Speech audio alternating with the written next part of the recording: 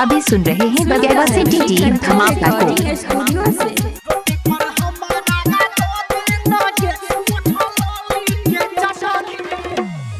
धान के करई में कटनी के परी होई छै कथकनी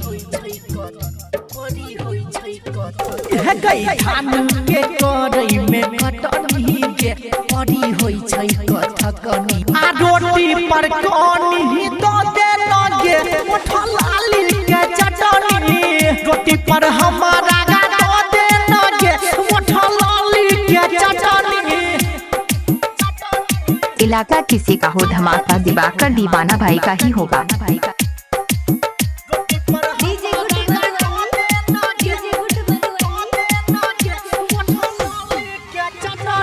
कटला के बाद करई पड़ई झटनिया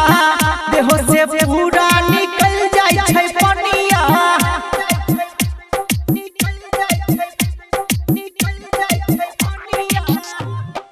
कटला के बाद करई पड़ई झटनिया देहो से पूरा निकल जाय छै पनिया कहला तुझे हम अकेलिया हो गे रोद में डटल रहनी हे गई कहला तुझे हम अकेलिया हो गे रोद में डटल रहनी आ रोटी पर कनी दो दे लगे उठल आली के चटनी रोटी पर हमारा हाथ दो दे लगे उठल आली के चटनी।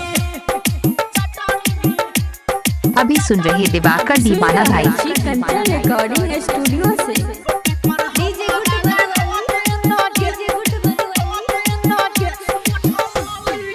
इहे से राधे राघव न आयो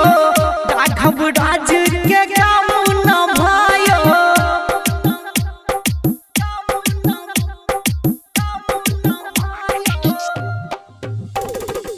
इहे से राधे राघव न आयो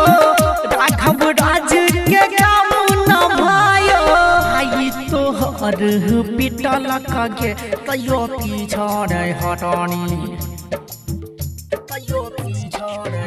हे गई भाई तो हद पिटल कगे तयो पीछा नहीं हटनी आ रोटी पर कनी दो दे लगे उठल आली के चटनी रोटी पर आई हमले दे करबोगे उठल आली के चटनी। धान के करई में कटनी के परी होई छै कथकनी हे गई धान के करई में कटनी के परी होई छै कथकनी आ रोटी पर कनी दो दे लगे उठल आली के चटनी रोटी पर हमारा दो दे लगे उठल आली के चटनी आ नहीं देबे तो पंचायती बैठेबोगे बुझले। आप सुन रहे हैं दिवाकर दीवाना भाई को ग्राम बगीवा जिला मधुबनी।